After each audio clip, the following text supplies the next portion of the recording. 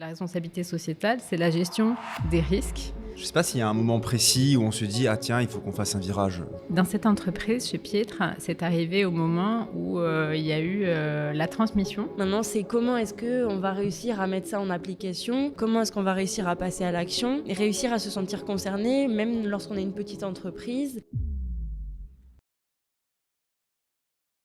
Eh bien bonjour et bienvenue dans Capsule, l'émission qui parle d'entrepreneuriat en Corse. Je suis Audrey Royer et aujourd'hui, vous le voyez, on n'est pas dans nos locaux habituels, on est dans la brasserie Pietre. Merci de nous accueillir. Pour donner un petit peu de contexte, c'est une émission qui est produite par Podcast Wellheim 3E et qui est aujourd'hui en partenariat avec le MEDEF. Donc pour ça, nous avons Aline Rinagel-Hoffmann avec nous, chargée de mission transition écologique. Aline, bonjour. Est-ce que tu veux bien nous présenter pour commencer le sujet ? Bonjour Audrey, merci pour cette introduction. Donc aujourd'hui, avec le soutien de l'ADEME, nous allons voir comment s'adapter aux défis écologiques et sociétaux pour développer des entreprises durables en Corse. Un beau projet et une belle table ronde qui se présente. On va commencer aussi par un petit tour de table. Commençons par Hugo, est-ce que tu veux bien te présenter et nous présenter Pietre, même si tout le monde connaît Pietre. Merci. Écoutez, avec grand plaisir. Donc, bonjour à toutes. Bienvenue à la brasserie Pietre. Ravi de vous accueillir aujourd'hui pour ce podcast. Donc, Hugo Cialé, je dirige la brasserie Pietre depuis 4 ans maintenant. Brasserie familiale, fondée par mes parents il y a 29 ans. 30 ans l'année prochaine. Wow.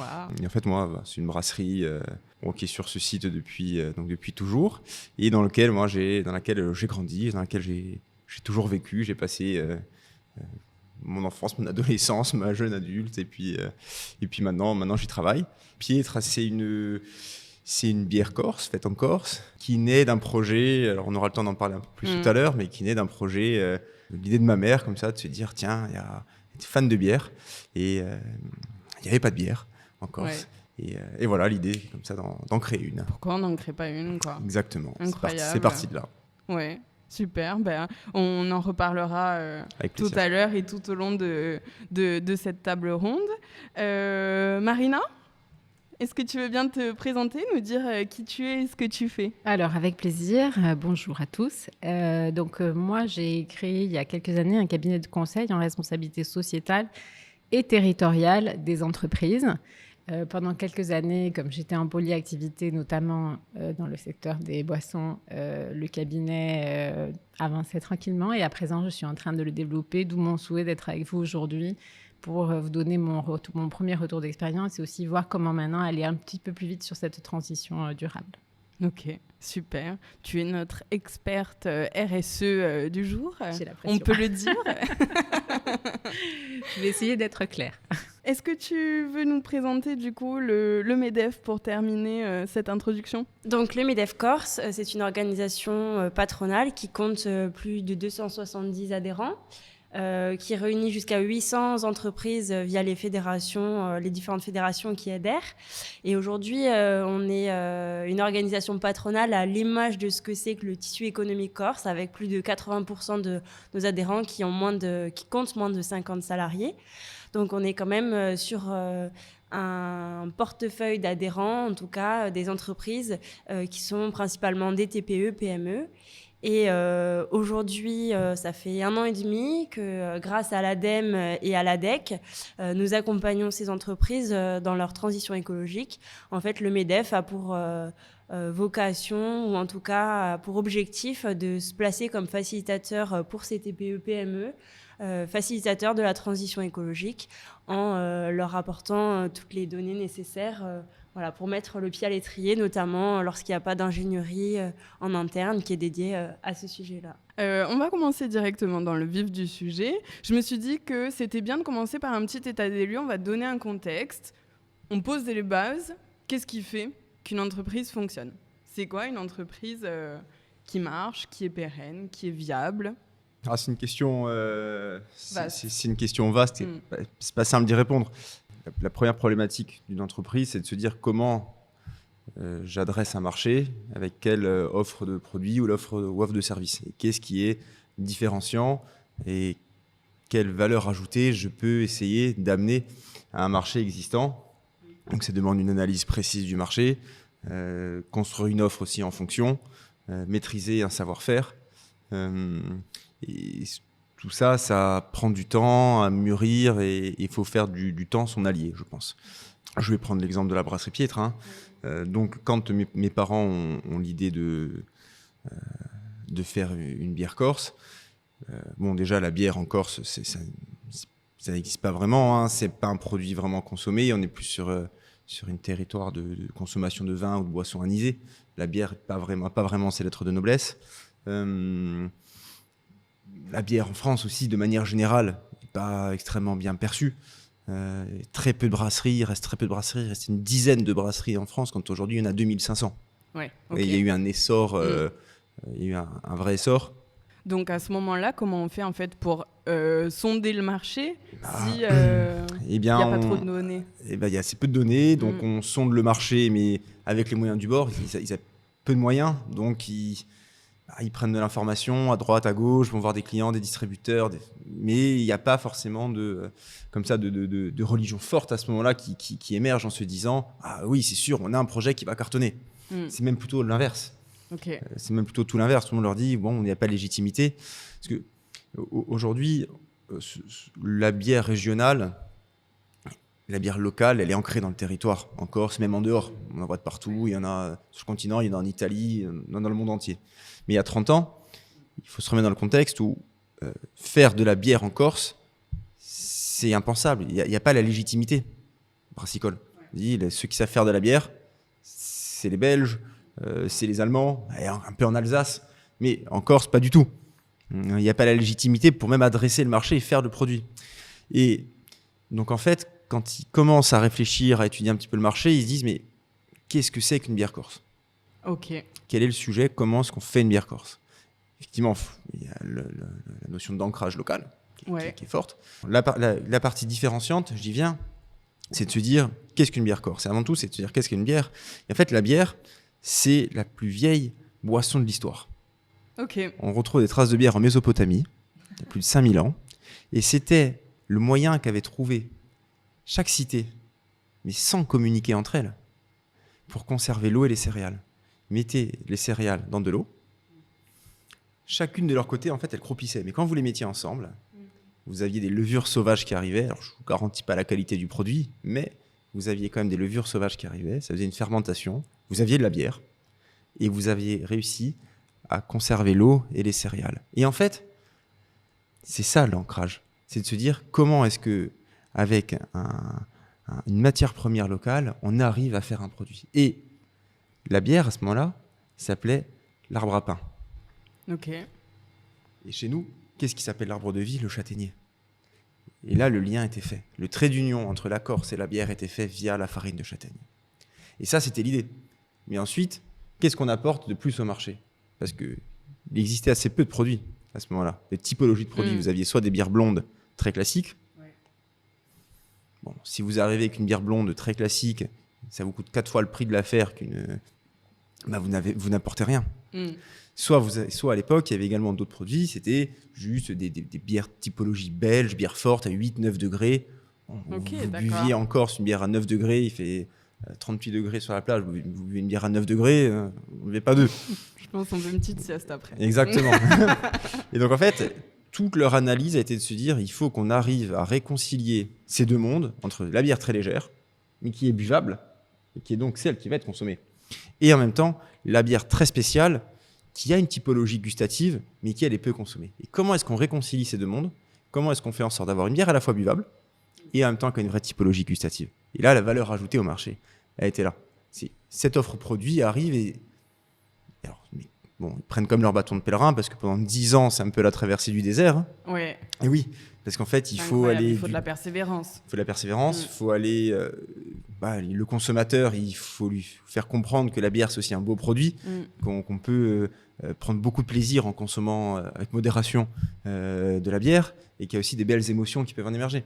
Donc voilà, c'était l'idée, c'est qu'est-ce qu'on apporte au marché. Je pense que c'est un élément clé dans la réussite d'une entreprise. Et aussi, du coup, persévérer, 10 ans, en fait, pour attendre qu'un produit marche. Alors, je grossis le trait, hein, oui. mais... Je pense que la notion de calendrier, elle est clé. Il y a 30 ans, le tempo des affaires, entre guillemets, du monde des affaires, était beaucoup plus lent qu'aujourd'hui. Oui, aujourd'hui, on est vraiment dans le côté instantané, il faut que tout aille très vite, les réseaux sociaux, le monde des startups, une boîte, elle monte, elle se ferme. Ouais. Aujourd'hui, tout est très, très rapide. Il y a quand même déjà 2-3 décennies, on avait plus le temps, il n'y avait pas Internet. Vous avez besoin d'informations, vous allez à la bibliothèque. C'est vrai. Oui. Comment on fait une recette de bière? On va à la bibliothèque, on ouvre un livre de brasseur. Vous n'avez pas sur Internet, ça n'existait pas. Et donc en fait, le temps était davantage un allié. Et je pense que aussi, il faut maîtriser le tempo. Il faut se dire on vit dans quel rythme aujourd'hui et comment est-ce qu'on peut proposer une offre qui soit compatible avec le rythme actuel. Donc ça dépend des marchés, ça dépend du secteur d'activité. Mais oui, la persévérance, c'est clé. Et beaucoup de travail. Oui, c'est ça. Est-ce que vous voulez compléter ? Alors, moi, je saisis ces dernières phrases parce que c'est une transition parfaite. Parce que justement, la question était qu'est-ce qui fait qu'une entreprise fonctionne, réussit. Ouais. Donc là, on voit qu'on part sur une analyse du marché, des besoins. On travaille le marketing. On construit une offre qui va répondre à un besoin, qui est peut-être naissant, mais qu'on va aller trouver et développer. À une époque où l'entreprise est créée, on est encore sur un temps, pas forcément long, mais un autre temps qu'aujourd'hui. Et aujourd'hui, justement, la temporalité a changé, tout va très très vite. Et le contexte des entreprises a donc beaucoup changé, aussi bien par rapport à cette vitesse, et par rapport à tout ce qui se passe autour, beaucoup plus de concurrence, beaucoup plus de crises, des consommateurs qui sont difficiles à saisir du fait de cette rapidité, du fait de tous ces médias, la multitude de l'offre. Donc on est sur un contexte très compliqué et c'est en ça où prendre le temps de réfléchir à la durabilité devient stratégique. Donc c'était pour compléter justement cette évolution qui vient d'être notée par Hugo. Et aujourd'hui, quand on parle de durabilité, c'est pas simplement parce qu'effectivement il y a ces enjeux environnementaux, c'est aussi pour les entreprises un vrai sujet stratégique parce que c'est une façon de comprendre son environnement et de s'adapter pour durer. Durabilité, durable, c'est durer dans le temps. Donc, pour l'entreprise, c'est l'enjeu. Comment arriver à passer ces crises, comment comprendre son environnement et se restructurer éventuellement, adapter son offre, changer son modèle pour durer. Voilà. C'est ce qu'on se disait avec Aline quand on préparait justement cette table ronde. On parlait de durabilité et on disait en fait, durer, ça, à la base, c'est pas du tout lié à l'écologie. Dans le sens où maintenant, on parle d'écologie quand on parle de durabilité. Et c'est dommage parce que je pense que ça fait partie des freins qui font qu'on a du mal à expliquer. Parce que la durabilité, parce que le développement durable, parce que la responsabilité sociétale, en fait, c'est beaucoup plus large. C'est à la fois, bien sûr, j'en profite pour dire la responsabilité sociétale des entreprises, c'est la feuille de route opérationnelle du développement durable pour les entreprises.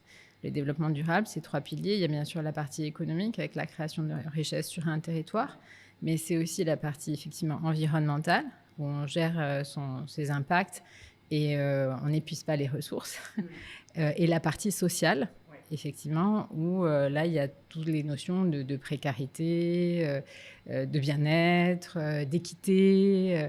Donc, en fait, c'est une vision globale. Et aujourd'hui, l'entreprise, pour durer, elle est obligée d'ouvrir les yeux sur ce nouveau contexte et de le comprendre pour s'adapter. Voilà. Est-ce que tu veux bien développer peut-être cette partie sociale dont tu nous parlais, qui est un des piliers?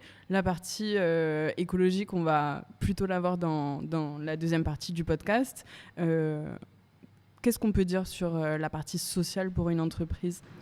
L'entreprise, sur la partie sociale, elle intervient... on va dire que le plus gros pilier dans le social, c'est par rapport à la création d'emplois et la relation qu'elle a avec ses collaborateurs. Donc, c'est la qualité, les relations et les conditions de travail des collaborateurs. Donc là, sur cette partie-là, c'est très important. C'est partie des plus gros, on va dire, c'est la partie la plus riche lorsqu'on travaille sur la RSE, sur le fonctionnement interne de l'entreprise. Enfin, avec l'environnement, effectivement, ce pilier-là est très, très, très important. Et on va assez loin pour vérifier que, effectivement, les salariés travaillent dans de bonnes conditions. Mais de bonnes conditions, ça ne veut pas dire qu'on se préoccupe que du salarié, c'est-à-dire que c'est le salarié dans son contexte par rapport à l'entreprise, pour que l'entreprise continue à travailler et à s'adapter à son territoire, à répondre à la demande. Donc en fait, c'est toujours des relations gagnant-gagnant. On a beaucoup parlé de la marque employeur, par exemple au niveau social. Ça se transforme après dans le langage entreprise comme un atout, effectivement, qu'on présente aujourd'hui comme la marque employeur. Mais c'est un travail de fond pour que les collaborateurs travaillent dans de bonnes conditions, qu'ils aient comment dirais-je, des outils adaptés, mais aussi que le management soit clair, que les règles soient connues. Il y a beaucoup de choses très basiques, en fait, mais qu'il faut juste vérifier pour être sûr qu'il y a du bien-être dans l'entreprise. Mais je vais peut-être rebondir, effectivement. Donc, quand on parle de durabilité, on l'a vu, il y a 3 sujets. Et je pense que ce qui est important de comprendre pour une entreprise, c'est qu'en fait, les 3 sujets vont être liés. C'est-à-dire qu'une action qui va être positive en faveur de l'environnement, par exemple. Alors bon, souvent, quand on parle d'environnement, dans l'image collective, ça va être planter des arbres, etc. C'est une très bonne chose. Néanmoins, il y a d'autres actions. Par exemple, lorsqu'on va parler de mobilité durable au sein d'une entreprise, en fait, ça va rayonner sur d'autres niveaux, à d'autres niveaux de l'entreprise, par exemple sur le bien-être des salariés. Lorsqu'un salarié vient au travail en vélo, par exemple, il va avoir une activité physique, il va peut-être être un peu moins stressé. Enfin, ça va lui apporter du positif et ça va rayonner sur la partie économique parce que du coup, derrière, le salarié qui est bien dans son travail, qui est convaincu que l'entreprise fait tout son possible pour œuvrer favorablement en faveur de l'environnement et de l'écologie, il va avoir peut-être de meilleures performances, etc. Donc là, en fait, on rentre dans quelque chose qui est un espèce de tourbillon, de spirale positive. À partir du moment où on initie des démarches, elles vont rayonner de manière globale sur toute l'entreprise, que ce soit au niveau du salarié, des collaborateurs de l'entreprise, mais également en termes de clientèle, d'image de marque. Au-delà de la marque employeur, il y a aussi l'image de marque par rapport aux clients. Donc ça, ce sont des choses qui sont extrêmement positives et bénéfiques pour une entreprise. Là, je vais reprendre un petit peu ma casquette MEDEF, du coup, puisque nous, en tant qu'organisation patronale, on est avant tout un réseau. Vous avez des retours? Voilà, ce qu'on développe énormément au sein du MEDEF par ce réseau, c'est en fait permettre aux entreprises d'échanger entre elles. Et c'est un peu ce qu'on fait aujourd'hui. On parle de vos parcours qui sont inspirants pour faire bénéficier en fait les chefs d'entreprise les uns les autres de leurs expériences respectives. Aujourd'hui, la raison d'être du MEDEF, c'est agir ensemble pour une croissance durable. Donc, c'est bien l'intérêt, une des missions qu'on porte principalement sur la transition écologique. En fait, elle répond à ce besoin. Elle vient compléter d'autres missions qu'on avait historiquement, par exemple l'aide au recrutement avec des dispositifs tels qu'une CVTech, des choses comme ça, un appui juridique pour les entreprises. Donc, quand on parle de durabilité de l'entreprise, de manière plus globale, même d'un point de vue économique, etc., nous, en tant que MEDEF, en fait, on va apporter un soutien au quotidien pour les entreprises qui vont avoir des questions, des difficultés. C'est vraiment un soutien et c'est un peu cet accompagnement-là qu'on offre aux entreprises. Pour terminer peut-être, Marina, comment est-ce que tu accompagnes des entreprises justement pour mettre en place leur business model ? Pour créer avec eux ou les faire se poser des questions sur tout leur business model ? Avant d'arriver à réfléchir sur la création d'un nouveau business model, il y a des étapes. Surtout quand on a notre tissu économique avec des TPE, des PME. On ne peut pas arriver comme ça à dire « Bonjour, je vous propose de changer votre business model. » Donc, non, ce n'est pas comme ça. La réalité, c'est qu'il y a un contexte compliqué. Donc, on va d'abord faire comprendre aux chefs d'entreprise, et même à l'artisan, la toute petite entreprise, que le contexte étant compliqué, d'abord, il faut comprendre ce qui se passe, il faut qu'on regarde comment ils travaillent et arriver à intégrer, puisque la responsabilité sociétale, ça irrigue l'ensemble du fonctionnement de l'entreprise, en fait. c'est stratégique. C'est pas, tiens, je dirige mon entreprise et puis je fais un service RSE à part avec une activité RSE. Pas du tout. La responsabilité sociétale, ça irrigue toute l'entreprise, de la gouvernance, de la direction, à la gestion, au marketing qui va travailler sur les produits et qu'on conçu, gérer les impacts, à la relation client, puisqu'il y a un point très important sur le respect des intérêts des collaborateurs, au service achat, puisqu'on va faire plus attention à comment on va acheter, au territoire, parce qu'on va prendre en compte l'impact qu'on a sur le territoire, voir les coopérations qu'on peut tisser. Et après, on va regarder aussi un petit peu au niveau sociétal, comment l'entreprise, par rapport à ses valeurs, elle peut mettre en place des partenariats avec des structures d'intérêt général pour aussi soutenir des choses en dehors de son champ d'activité. Donc en fait, bien évidemment, on adapte le discours en fonction de la taille de l'entreprise. On explique un petit peu tout ça pour que le chef d'entreprise intègre que oui, c'est stratégique, que ça peut l'intéresser. Et en fait, en faisant le point sur comment il travaille, on va d'abord s'intéresser aux problématiques qu'il a concrètement aujourd'hui. Et dans la réponse qu'on va lui amener, la méthodologie que j'ai construite, de toute façon, cette question de responsabilité sociétale, c'est intégré parce qu'aujourd'hui, on ne peut pas travailler autrement sans tenir compte de ce contexte. Pourquoi on ne peut pas en tenir compte ? Parce que, après, de manière très concrète, la responsabilité sociétale, c'est la gestion des risques et des opportunités.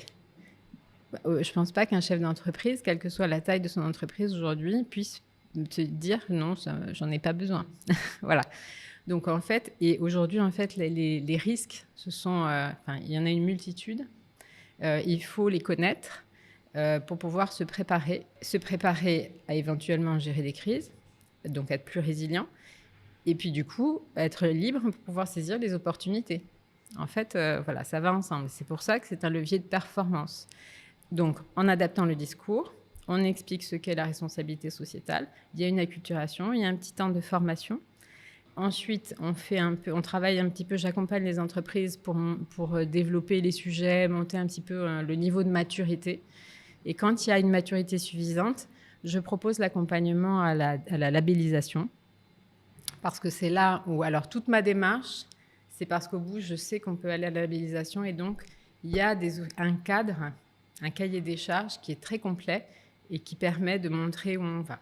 Ça, c'est très important. C'est pour ça que pour moi, RSE va avec connaissance de l'ISO 26000 et la connaissance des cahiers des charges de labellisation, parce que ça permet de comprendre que ça couvre tout le fonctionnement de l'entreprise. Ça permet de voir que c'est pas très compliqué en fait. Oui, je l'ai là sous les yeux, c'était pour vous le montrer. On a les 7 thématiques issues des 7 questions centrales de l'ISO 26000, déclinées après en 25 principes d'action, qui se déclinent en 79 points qu'on va checker. C'est pas compliqué parce qu'en fait, c'est déjà des choses qui se font dans l'entreprise. C'est juste que comme ça, vous avez un cadre et vous pouvez planifier le travail, travailler avec les différents services quand il y a différents services, ou en tout cas pouvoir expliquer au chef d'entreprise, voilà tout ce que ça comporte. Sachant que 79 points, c'est pour les PME. Si on va travailler avec une TPE qui a un salarié, le cahier des charges n'est pas le même, évidemment. Le process n'est pas le même. Mais c'est toujours sur ces 3 temps. Acculturation à la RSE pour comprendre les enjeux, accompagnement pour monter en maturité, et quand il y a la maturité suffisante, démarche de labellisation. La démarche de labellisation, moi j'ai choisi un partenaire que je trouve adapté sur le territoire. C'est important parce que ça permet d'avoir un cadre qui est partagé par tous ceux qui parlent vraiment RSE, partagé avec du hors-Corse pour ceux qui vont travailler avec le hors-Corse, parce que sinon, on peut vite dire qu'on fait, mais en fait, voilà, on ne fait pas vraiment et on risque de passer à côté ou de se décrédibiliser. Donc, ça permet d'avoir la vision globale et de d'utiliser le même vocabulaire que les autres. Se labelliser, ça veut dire rentrer dans une démarche de progrès et d'amélioration continue. C'est une labellisation, ce n'est pas une certification. C'est pour ça qu'il ne faut pas en avoir peur. En fait, on fait le point sur tout. On regarde comment on va pouvoir s'améliorer pour être plus solide. Et ensuite, on met en place un plan de travail. Voilà. Et on fait le point régulièrement pour voir comment on a pu avancer. Si on n'a pas pu avancer, pourquoi. C'est du pilotage, c'est du management, en fait. Moi, c'est ça que je trouve génial et que j'ai découvert en me formant. Puisque quand j'ai fait mon école de commerce, j'étais spécialisée en management, organisation, conseil. Après, dans la vie, on a un parcours, on est amené à faire plein de choses. Et aujourd'hui, quand je décide de développer ce cabinet-là, Je m'intéresse à ce sujet parce qu'à mon âge, j'ai envie maintenant de faire quelque chose d'utile pour mon territoire. Et donc, j'ai trouvé que c'était vraiment quelque chose d'utile d'accompagner la transformation des entreprises parce que si on ne le fait pas, on risque de ne plus être adapté à son contexte, à son environnement, à son marché. Et donc, le risque ultime, c'est quand même de ne pas durer. Parce qu'on disait que la durabilité, le durable, c'est durer. Si on ne s'y intéresse pas, le risque, c'est de ne pas durer. Donc, c'est assez simple. Et donc là, en fait, en se formant sur la RSE, je découvre qu'en fait, c'est du management stratégique. Ouais. C'est du management stratégique qui prend en compte les nouveaux risques qu'on ne peut pas ignorer. Donc, voilà. Ouais, non, mais super intéressant. C'est vrai que je rigolais par rapport aux chiffres parce que, en fait, sans contexte, on a l'impression que c'est énorme. Mais oui, une entreprise se pose forcément ces questions. J'espère une grande majorité. Et si ce n'est le cas, avec un accompagnement comme tu proposes dans ton cabinet, on pousse la démarche pour justement tout prendre en compte. Exactement. Ça permet, alors déjà, de voir la vision globale, ça permet de comprendre de quoi on parle. Ouais. Parce que quand je vous dis 25 principes d'action, 79 tirs, pourquoi moi je me suis dit, mais c'est génial. Parce qu'en fait, sinon avant ça, j'avais entendu parler de responsabilité sociale, comme tout le monde. C'est énorme, personne ne sait par quel bout le prendre, c'est compliqué. Non, pas du tout en fait. Oui, donc, une entreprise peut se sentir submergée peut-être. Exactement. En entendant tous ces critères, toutes ces normes à respecter. Mais alors, c'est une démarche volontaire bienveillante. On est sur de l'amélioration continue. Donc, on n'est pas sur un jugement. Okay. La méthode, c'est on fait le point sur ce qu'on fait et on regarde comment on va s'engager pour s'améliorer. Donc, vraiment, c'est que du bénéfique, que du plus pour l'entreprise qui va pouvoir s'améliorer. C'est vraiment important d'avoir conscience de ça. Et ces 79 points, moi, je me suis dit, non, mais en fait, c'est que ça. Okay. En fait, dans c'est pour ça que dans l'autre sens. Donc, il faut arrêter d'avoir peur. Ouais. C'est très pratique et utile. Ça peut s'adapter vraiment à toutes les tailles d'entreprise. Il faut y aller. Et moi, aujourd'hui, mon rôle, en ayant travaillé sur le continent, à l'international et étant maintenant en Corse, mon souhait, c'est de trouver comment, justement, adapter au mieux aux TPE, puisque c'est quand même majoritairement notre tissu économique, parce qu'après, les PME, c'est beaucoup plus simple d'en parler avec elles parce qu'elles sont déjà dans ces réflexions. Donc, voilà. Et pour les TPE, j'essaie de voir comment on va pouvoir peut-être montrer des actions collectives pour faire ensemble les démarches d'acculturation, les montées en maturité. Voilà, il y a des choses à trouver. C'est de l'innovation managériale, innovation territoriale. Je pense que c'est notre challenge par rapport à ces sujets, quoi. C'est super. Ça me permet de rebondir. Du coup, tu parlais de risques et d'opportunités à travers toute cette démarche et cette labellisation. Justement, un chef d'entreprise doit anticiper ses risques et ses opportunités. C'est ce que tu nous dis aussi. On passe du coup à cette deuxième partie où on va essayer de comprendre à quel moment une entreprise, même si on en a déjà parlé, mais on rentre un peu plus dans le vif du sujet, à quel moment en fait une entreprise intègre de la RSE et une transition écologique. L'objectif du coup de ce point qu'on va faire, c'est de montrer différents cas de figure pour donner des clés et des exemples concrets le plus possible aux entrepreneurs qui peuvent écouter cette table ronde. En commençant par, du coup, une entreprise existante, à quel moment, pour prendre ton cas, Pietra s'est dit c'est important, la RSE, la transition écologique, et on a envie d'aller dans cette démarche-là. Je ne sais pas s'il y a un moment précis où on se dit « Ah tiens, il faut qu'on fasse un virage ». Je ne pense pas vraiment, parce que la RSE, ça a été dit, c'est bien au-delà de critères environnementaux. C'est comment on fidélise des équipes, comment on s'inscrit dans le temps long. Et donc, s'inscrire dans le temps long, déjà, ça suppose qu'à l'origine d'un projet, on sache où on va, à peu près. Par contre, il y a des accélérations. Il y a des accélérations quand on prend conscience de certains facteurs. Il y a eu récemment des crises complètement exogènes. Genre la guerre en Ukraine... On n'y est pas pour grand-chose. Le Covid, on n'y est pas pour grand-chose. Et ça, ce sont des crises exogènes qui ont un impact assez fort sur le cours de l'énergie, sur la disponibilité de matières premières. Sur le coût ? Le cours de l'énergie. Ah, oui, et le coût aussi. Le coût, la disponibilité, le coût. Et Je pense que la RSE, c'est de se dire comment est-ce que j'entame une transition plus rapide pour être indépendant de ces facteurs exogènes qui peuvent nous impacter. Donc, une fois qu'on a posé ces bases-là, qu'on s'est dit ça, on a tout et rien dit. On a tout dit et rien fait. Oui, c'est là où je pense que c'est ultra important de se faire accompagner, justement, pour donner un cadre et un calendrier, surtout. Parce qu'on part d'un point A, on veut aller à un point B, ça peut prendre 3 ans, comme 5 ans, comme 8 ans, comme 10 ans, et il faut juste se donner le temps en fonction des moyens qu'on a, des impératifs. La vraie analyse, c'est se dire, voilà, qu'est-ce qui fait qu'aujourd'hui, je peux ne pas durer ? Et bon, nous, en ce qui nous concerne, moi je suis entré dans l'entreprise, j'avais 27 ans. Vous rentrez jeune dans une entreprise familiale. Bon, quand vous rentrez jeune dans une entreprise familiale, c'est pour rester longtemps, a priori. Et du coup, vous vous dites, mais comment je vois mon entreprise à 10, 15, 20 ans ? Et quand vous essayez de répondre à cette question, assez rapidement arrive une deuxième question qui est, mais est-ce que si je continue à travailler de la manière dont je travaille, mon entreprise existe encore dans 10, 15, 20 ans. Est-ce que j'ai toujours mes clients ? À nous de les fidéliser. Est-ce que je sais toujours faire de la bière ici ? Ouais. Alors, la réponse, c'est pas non. Mais la réponse, c'était pas un oui franc et massif. Donc là, on commence à se dire, mais qu'est-ce qui pourrait faire que dans 20 ans, je ne sais plus travailler ici ? Quelle ressource aujourd'hui, je me sers de quelle ressource qui est fragile, qui n'est pas mienne, hein, d'autant plus, qui pourrait faire que dans 15-20 ans, je ne peux plus travailler ici. L'eau ? L'eau. Mais oui, l'eau en Corse, c'est un vrai sujet. Il y a un stress hydrique. En plus, l'endroit où on est, c'est stress hydrique plus. Pardon. Du coup, la ressource en eau qui est clé, c'est comment est-ce qu'on la traite.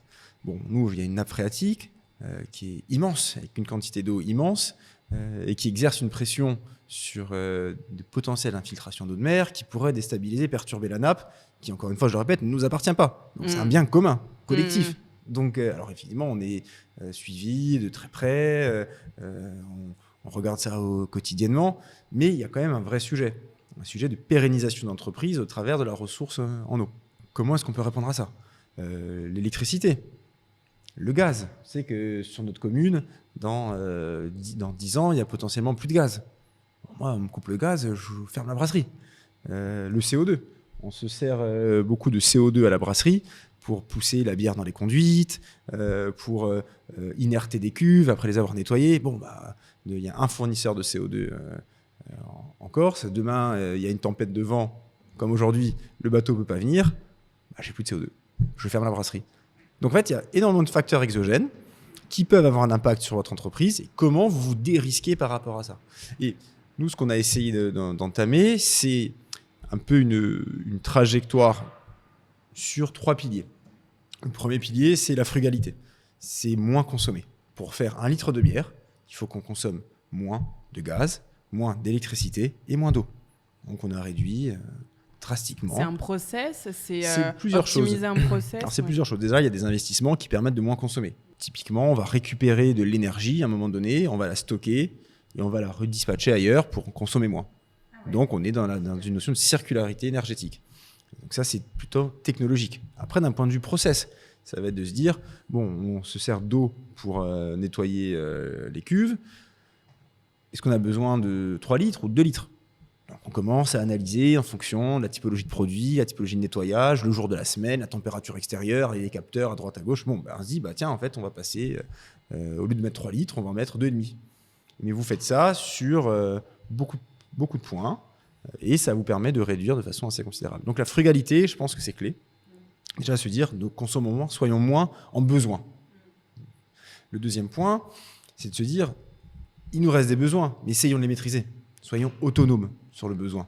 Par exemple, le CO2, on a un récupérateur de CO2 à la brasserie. Okay. Pendant les fermentations, il y a du CO2 qui reste dans la bière, c'est ce qui fait la pétillance, ce qui fait les bulles, et une partie qui s'échappait. Et en parallèle de ça, on avait un besoin de CO2. Bon, on a développé avec un fournisseur pour notre taille, qui est en fait une petite taille de brasserie, ça n'existait pas pour notre taille de brasserie qui était trop petite, une sorte de récupérateur de CO2 un petit peu sur mesure pour justement être en circuit fermé et être autonome en CO2. Pareil sur l'eau. Cool. sur l'eau et sur le gaz. Là, on est en train de travailler un projet de traitement d'eau par méthanisation. Tous nos effluents, on va, au lieu de les envoyer en station d'épuration, l'objectif, c'est de les envoyer dans un méthaniseur qui va traiter l'eau et on pourra s'en servir, le remettre au début du process, donc d'être en circuit fermé. Donc là, vous dérisquez complètement par rapport à des notions de facteurs que vous ne maîtrisez plus. En parallèle de ça, vous créez du méthane, qui est un gaz beaucoup moins carboné que le propane, qui revient à mon troisième point, c'est la décarbonation. Frugalité, autonomie et décarbonation. Et ça, c'est une feuille de route. Seul, on ne peut pas le faire. Il faut se faire accompagner. Même nous, on a des équipes en interne, mais on se fait accompagner par des bureaux d'études, on met en place un cadrage précis. Et c'est clé d'avoir des gens dont c'est aussi le métier de donner du cadre pour nous accompagner. Parce que nous, on a des idées comme ça, mais presque elles sont bonnes ou pas. Oui, Pas, on sait pas quoi. Forcément. Ouais. On benchmark un peu à droite à gauche, on regarde ce qui se passe, les technologies, on discute avec les fournisseurs. Mais c'est ultra important aussi de donner à des gens dont c'est le métier nos idées. Eux, les moulines, nous disent tiens, ça, c'est pas mal, mais ça, on pourrait faire différemment. Oui, on peut aller plus loin. On peut aller plus loin, on peut faire avec telle technologie. Donc ça c'est très, très clé. Et après aussi se dire, une fois qu'on a dressé cette feuille de route, c'est quoi le timing ? C'est quoi le tempo ? On a la chance, en Corse, d'être... parce que c'est aussi une chance d'être une PME ou une TPE. Parce que vous êtes un peu maître aussi de votre calendrier. Vous êtes un peu maître du rythme auquel vous voulez avancer. Vous n'avez pas des échéances avec des cours de bourse, ou des gens qui vous disent « Ah là, il faut que tous les 6 mois, tu remontes machin. » Non. Ça, c'est une chance d'être en fait maître de son entreprise parce que vous êtes aussi maître de votre calendrier. Et du coup, se dire notre plan, on va le faire sur 8 ans parce qu'on sait qu'on ne peut pas le faire en 4. Parce qu'on n'a pas les moyens, parce que c'est trop rapide. Donc, faisons-le en 8. Et globalement, on n'est pas parfait. Mais en tout cas, on sait où on va. Et ce qui est important, c'est séquencer les choses et de le faire avec un calendrier préétabli qu'on peut tenir. Vous avez mis combien de temps pour trouver ces différentes étapes ? Pour dresser vraiment une feuille de route, c'est un peu plus de 2 ans. Ouais, ok. Ouais, c'est un peu plus de 2 ans. Quand même. C'est oui, de l'investissement. C'est du temps, c'est de l'investissement, c'est de la réflexion. Après, c'est aussi se dire, si je le fais pas, ça sert à rien de le faire parce que on se dit qu'il faut le faire. Non, il faut avoir la conviction que c'est nécessaire pour l'entreprise de prendre le temps, de poser une réflexion, d'aller dans le détail. Aujourd'hui, on disait que tout va vite. Sur des sujets, il ne faut pas aller vite.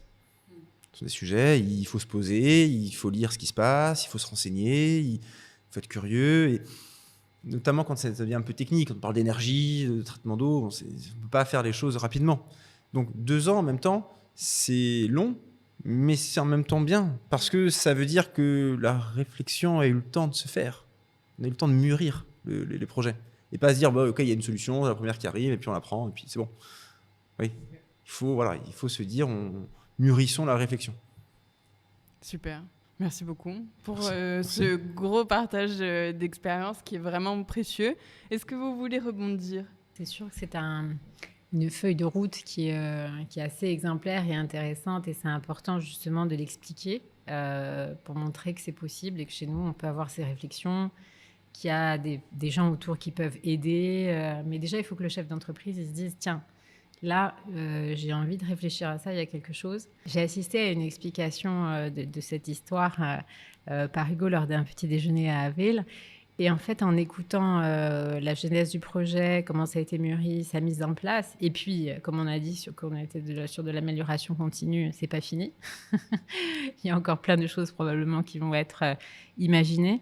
Dans cette entreprise, chez Pietre, c'est arrivé au moment où il y a eu la transmission à la nouvelle génération. Donc cette réflexion, elle est arrivée à ce moment-là.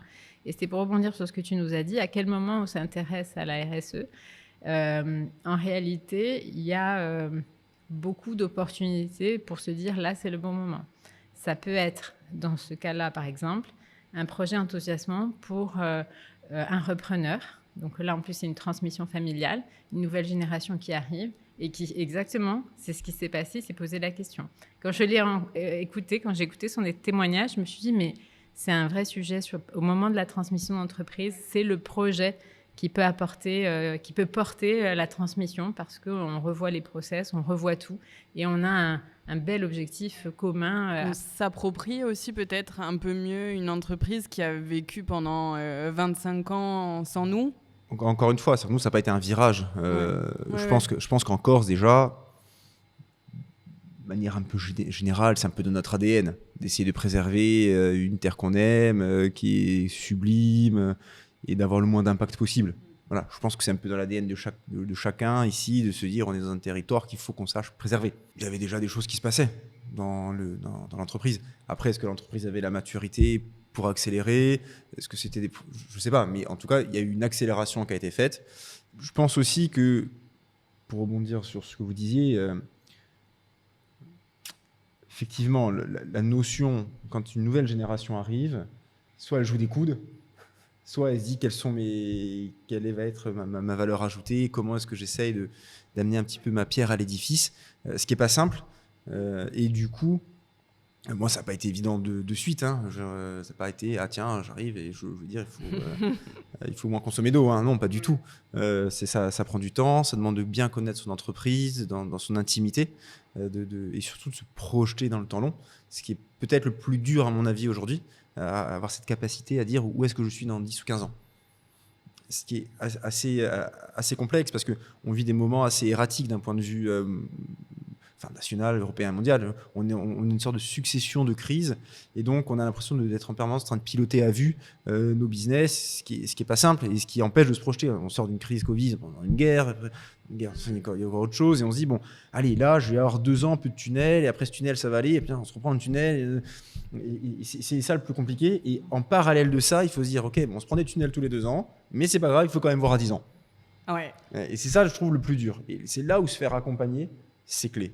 Parce que sinon, on est happé par la difficulté opérationnelle du quotidien, et on n'arrive pas à dézoomer et se dire, tiens, comment je prends un peu de hauteur sur mon entreprise, sur mon business model, la manière où je veux l'amener, et avoir quelqu'un qui nous prend un petit peu par la main et qui nous dit, voilà, il se passe ça qui existe, on peut aller là, on peut réfléchir ensemble de cette manière.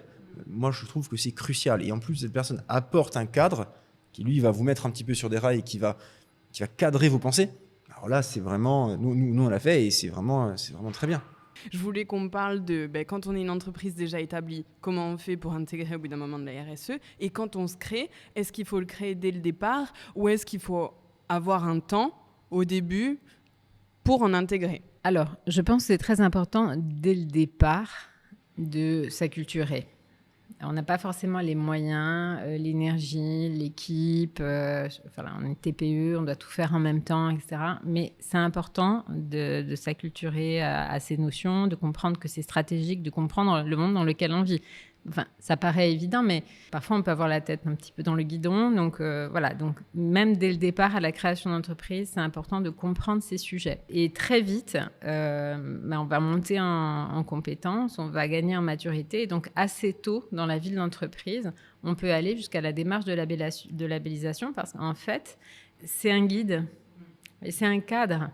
Et on est dans de l'amélioration. Donc, c'est vraiment la logique de l'entreprise, en fait. Et d'avoir ce regard-là à travers la RSE, comme on l'a dit, ça permet de piloter son entreprise en ayant conscience de ses impacts, en ayant mesuré ses risques et en étant prêt à saisir les opportunités. Donc, aujourd'hui, un jeune chef d'entreprise, je pense qu'il ne peut pas ne pas avoir cette prise de conscience et se passer de ces outils. En tout cas, ce serait dommage. Ce serait dommage, ce serait un peu partir sur l'entreprise d'il y a 20 ans. Ça ne pardonne pas, je pense. Après, dans la vie de l'entreprise, il y a des moments clés. Par exemple, on peut rencontrer des difficultés, on peut perdre un petit peu au niveau de la productivité, on peut avoir un souci par rapport aux clients, aux fournisseurs, un ralentissement qu'on a du mal à expliquer. C'est intéressant de faire la démarche parce qu'on fait un point sur tous les process et un état des lieux des pratiques. Ça permet d'identifier un petit peu mieux les choses. Et dans la réponse qu'on va apporter, en faisant du conseil à management durable, elle est imprégnée de RSE, mais pour le chef d'entreprise, c'est avant tout régler son problème. Et c'est en ça où je pense qu'on peut arriver à faire comprendre au chef d'entreprise, attention, c'est juste qu'aujourd'hui, c'est le management moderne d'aujourd'hui. Il ne faut pas en avoir peur, parce qu'on ne peut pas prendre des décisions stratégiques sans prendre en compte tous ces sujets. Donc, à un moment où on peut avoir un ralentissement, un moment où on veut travailler sur du développement, à ce moment-là, on se dit c'est le moment de l'intégrer et d'avoir une vision sur les risques, gérer ses impacts, voilà, une nouvelle façon de travailler. Et après, de manière générale, ça se met en place c'est une dynamique de projet. Donc, c'est collectif parce qu'on va travailler avec ses salariés, on va travailler avec ses fournisseurs, on va travailler avec toutes ces parties prenantes. Donc, c'est une dynamique de projet qui peut porter beaucoup de choses au sein de l'entreprise. Et à chaque temps, que ce soit la création, que ce soit un moment de ralentissement, que ce soit on veut lancer une dynamique de développement ou dans le cadre d'une transmission, c'est vraiment un cadre qui permet d'inscrire cette dynamique de projet dans l'entreprise et d'être mieux en cohérence avec son environnement. Effectivement, on a parlé de repenser son business model ou en tout cas de réfléchir aux enjeux à venir et de prévention de risque, presque pour une entreprise qui existe déjà et qui a un modèle déjà préconçu, d'imaginer quels seront les enjeux de demain pour prévenir en fait que ce soit lié au changement climatique, mais aussi aux crises géopolitiques. On en a parlé tout à l'heure. On est sur un territoire insulaire, donc par exemple, si un sujet qui est quand même clé, ça va être tout ce qui sera importation. Quand on est dépendant du trafic maritime, en fait, on est dépendant aussi de manière indirecte du coût du pétrole, des conditions météorologiques en mer, des tempêtes, voilà. Donc ça, c'est des choses effectivement qui sont omniprésentes dans une entreprise déjà existante. En fait, ce sont des questions qu'il faudrait se poser et en fait, s'en saisir, ça devient une opportunité pour garantir la pérennité des activités économiques du territoire. Et après, lors de la création de l'entreprise, on se pose forcément la question de la raison d'être. Effectivement, si on débute quelque chose dans les conditions actuelles, en 2025, il faut peut-être se poser des questions. Aujourd'hui, il faut prendre en compte dans ces évolutions les enjeux liés au changement climatique, les enjeux liés aux crises de l'énergie, etc. Je pense qu'en Corse, la plupart des gens ont compris qu'il y avait un enjeu lié à la transition écologique, à la RSE de manière globale. Maintenant, c'est comment est-ce qu'on va réussir à mettre ça en application, comment est-ce qu'on va réussir à passer à l'action et réussir à se sentir concerné, même lorsqu'on est une petite entreprise. Voilà, des fois, on va se dire j'ai pas de process industriel, alors comment est-ce que je peux agir? En fait, chacun à notre niveau, il y a des actions qu'on est en mesure de mener. L'ADEC, récemment, ils ont créé un autodiagnostic qui permet aux entreprises d'évaluer leur évolution et leur engagement en termes de responsabilité sociétale des entreprises, de RSE. En fait, pourquoi je parle de ça? Parce que l'ADEC, c'est l'agence du développement économique de la Corse. C'est pas une agence qui initialement a pour vocation de parler de social, de transition écologique. Néanmoins, ils se saisissent de ce sujet-là. Et je pense que c'est révélateur en fait de quelque chose qui montre qu'en fait, à partir d'aujourd'hui, c'est quelque chose qui devient omniprésent et incontournable de se poser ces questions. Donc voilà, je pense qu'effectivement, il y a une démarche globale à avoir, que ce soit en termes de création d'entreprise ou en termes d'évolution permanente. Et il y a de plus en plus d'acteurs sur le territoire qui montrent ça. Pour terminer peut-être cette partie, je reviens vers toi. Je sais qu'il y a un collectif qui se monte, qui est les Brasseurs Corse, et je sais que ces questions sont aussi au cœur de votre projet. Est-ce que tu veux bien nous en parler ? Alors, oui, effectivement, c'est un collectif qui a un peu plus d'1 an maintenant et qui a aussi ces projets-là au cœur de sa raison d'être. Pour faire de la bière, il faut des céréales. Il faut du malt d'orge. Alors l'orge, ça pousse en Corse, mais c'est de l'orge fourragère, c'est pas de l'orge brassicole. Il faut du houblon aussi. Alors le houblon pousse en Corse, mais à l'état sauvage. Il faut des levures, mais allez trouver des levures. On a eu cette réflexion sur justement comment essayer de faire une bière avec des produits de chez nous. Ça permet de limiter un peu le risque d'intrants que je disais tout à l'heure, et puis ça valorise aussi des filières, même en amont, avec la partie céréalière. Une fois que vous êtes dit, tiens, j'ai réussi à faire pousser de l'orge brassicole, donc ça veut dire qu'il va... l'orge brassicole, ça a quand même 2-3 propriétés un peu importantes, parce qu'il faut que ça puisse être transformé en bière. fois que vous avez de l'orge, vous ne pouvez pas le transformer en bière. Il faut d'abord le malter. Donc ça veut dire, pour malter de l'orge, il faut une malterie. Parce que sinon, vous avez de l'orge, vous l'envoyez sur le continent, vous le maltez, il revient. Bon, est-ce que ça fait sens ? Beaucoup de choses qui sont faites comme ça. Voilà. Est-ce que ça fait sens ? Alors, je pense qu'au début, c'est intéressant de le faire parce que ça permet de voir et d'éprouver la partie un peu plus agricole, entre guillemets, où justement, oui, on arrive à créer un orge stable dans le temps qui a des propriétés brassicoles. Bon, une fois que vous avez cet orge-là, c'est bien. Maintenant, il faut le malter. Donc là, tout le sujet, le travail qu'on mène en ce moment, c'est de créer une malterie qui sera justement sera capable de malter cet orge. Voilà. Donc l'ancrage, oui, est clé. C'est des super exemples, je trouve, qu'on a donné lors de cette partie-là. On parlait justement de tendance. Je pense aussi que d'avoir des figures de proue, comme peut l'être Pietra dans ces domaines-là, ça montre aussi la voie à des plus petites structures de... En fait, s'il y a une entreprise de la taille de Pietra qui s'engage sur ces sujets-là, c'est que ça doit être important. Si la personne n'a toujours pas compris que c'était important pour durer dans le temps, en tout cas avec des modèles, ça peut justement inspirer des plus petites entreprises ou des grandes entreprises, mais ça peut inspirer. Oui, alors après, il faut aussi remettre les choses à leur échelle.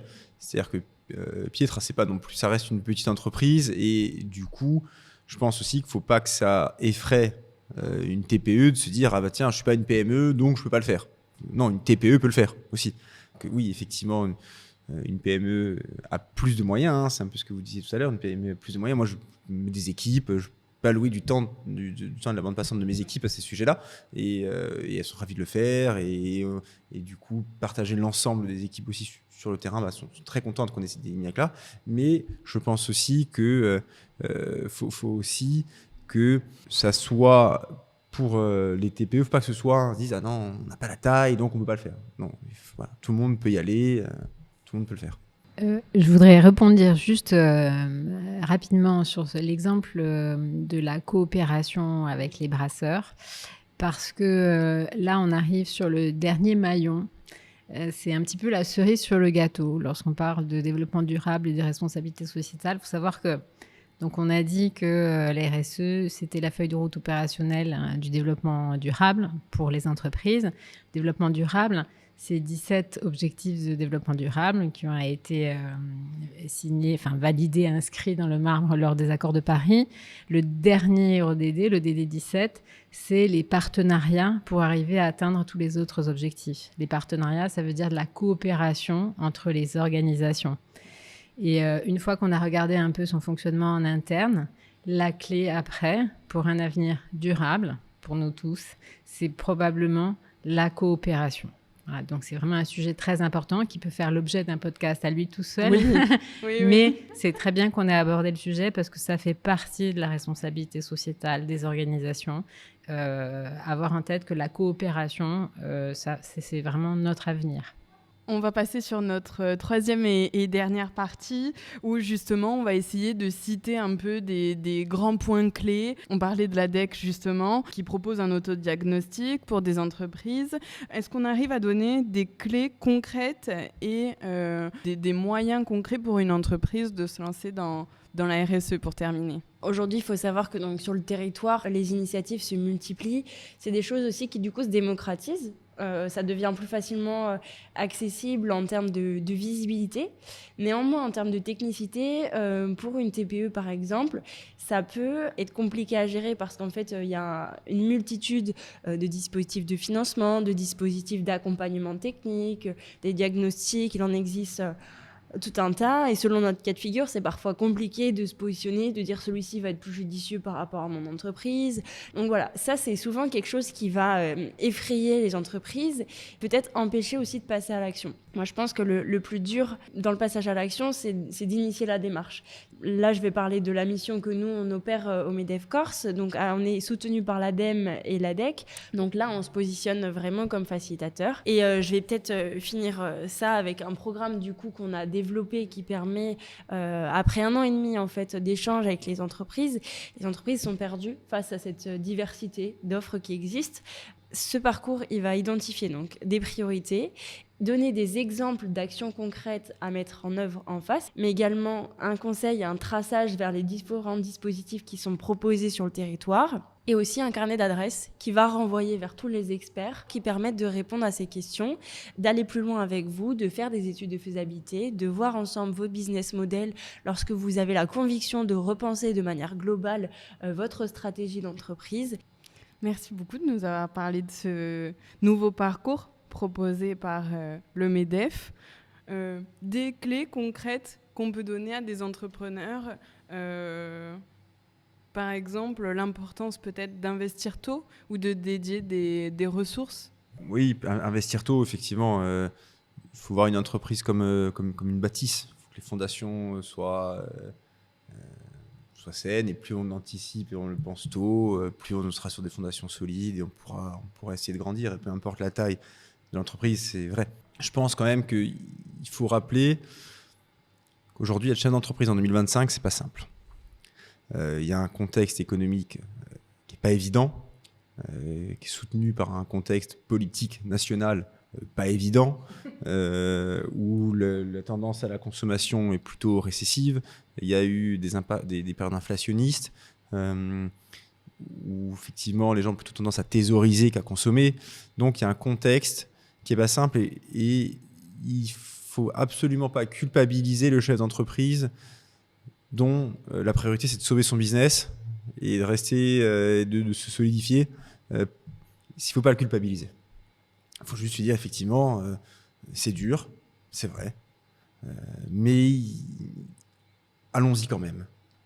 Allons-y quand même. Et voilà, moi c'est vraiment mon message, c'est de se dire, oui c'est dur, le contexte n'est pas simple, on n'est pas tous les jours aidés, mais en tout cas c'est aussi notre rôle, donc faisons-le à notre rythme. C'est un beau parcours aussi, l'entrepreneuriat, créer une entreprise, créer un projet, le développer. Oui, c'est un beau parcours, ça demande du travail, ça demande du sacrifice et de l'abnégation, mais c'est aussi y mettre son cœur, y mettre aussi une partie de son âme, échouer, rebondir, se relever, réussir. Donc c'est un parcours extrêmement fort d'un point de vue émotionnel, que moi personnellement je trouve très beau, mais voilà, après c'est plutôt personnel. Marina ? Alors, moi, le message clé que je voudrais faire passer là, à ce stade de notre conversation, et pour conclure justement, c'est que la première étape, c'est comprendre. Voilà. Comprendre que ce qu'est la responsabilité sociétale, ce qu'est le développement durable, arrêter d'en avoir peur. Il faut le comprendre, se l'approprier pour en faire un levier de développement, pour rebondir, pour se mettre dans une dynamique de projet. Moi, je pense qu'il ne faut pas justement culpabiliser les chefs d'entreprise. Je pense que quand on dit c'est une opportunité, c'est un levier de développement, c'est vrai. C'est une nouvelle dynamique dans l'entreprise par rapport à un outil de production, par rapport à une équipe, par rapport à des relations avec toutes ces parties prenantes. Donc, il faut se saisir de ça. Donc, surtout, prendre le temps de s'y intéresser. Moi, à partir de janvier 2026, il y aura un centre de formation dédié à la responsabilité sociétale en Corse au sein du cabinet, que je fais en partenariat avec le centre de formation Lucie, puisque le label que je porte, que j'ai choisi pour notre région, parce que je le trouve simple d'accès, en fait. Sont le label Lucie, de l'agence Lucie. Et justement, c'est l'entreprise un peu pionnière en RSE en France et qui a un centre de formation 100% dédié à la RSE. Et nous avons en place un partenariat et les formations seront disponibles en Corse parce que moi, je pense comme tout le monde, j'ai fait beaucoup de formations distancielles. C'est plus possible. Enfin, moi, je trouve que c'est une culture fluide. Après, au bout d'un moment, on est seul devant son ordinateur. Moi, je veux qu'on vienne au contact. Donc, ce sera en partenariat, en binôme avec quelqu'un de Lucie et moi sur place. La première étape, c'est ça, c'est comprendre pour ne plus en avoir peur, pour un peu lutter contre la résistance au changement qui est naturelle, parce qu'on ne comprend pas forcément tout de suite les enjeux et parce qu'on est dans son quotidien. Et après, se lancer dans l'aventure, parce que le chef d'entreprise, il aime ça. Il aime faire du développement, il aime prendre des risques, il a cette petite dose d'inconscience, même quand c'est dur, même quand on ne comprend plus rien à ce qui se passe. Mais ce n'est pas grave, on lance une dynamique, on a une équipe, on donne un sens et on donne un cap. Voilà. Et la RSE, c'est un nouveau cap pour avancer, donc il faut s'en saisir. Et l'étape 1, c'est comprendre.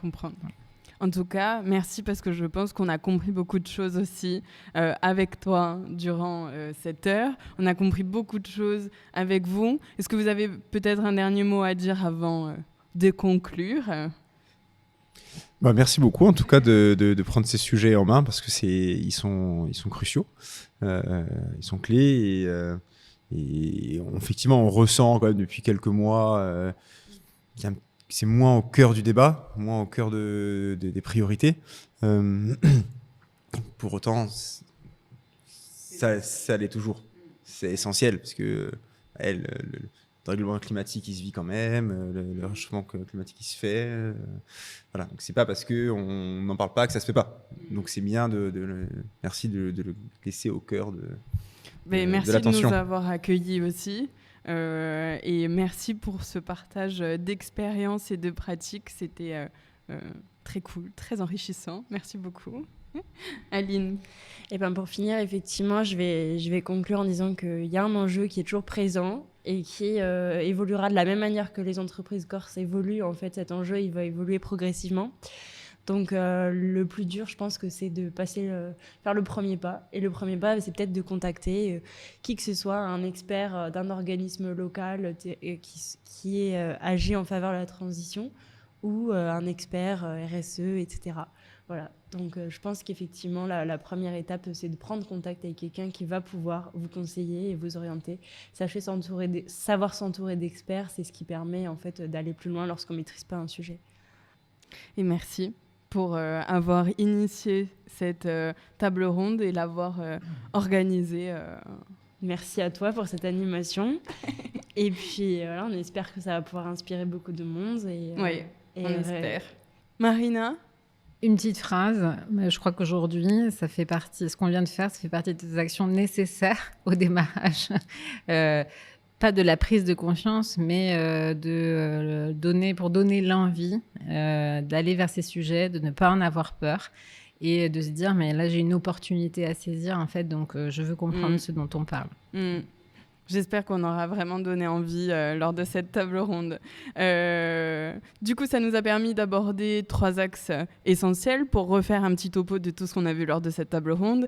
D'abord, les fondations d'une entreprise, ce qui fait sa viabilité, sa rentabilité, sa pérennité. Ensuite, l'importance d'intégrer la transition écologique et la RSE, de le voir comme une opportunité, de le voir comme un investissement et de ne pas en avoir peur. Et enfin, les points de vigilance et surtout les accompagnements qui peuvent être mis à la disposition d'un ou d'une chef d'entreprise. Donc, ce qui est important de retenir, c'est que la transition écologique, c'est un investissement.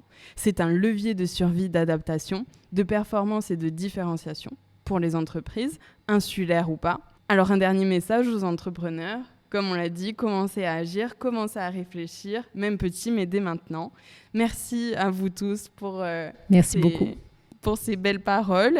Merci de nous avoir écoutés. On se donne rendez-vous sur les réseaux sociaux et on se dit à la prochaine.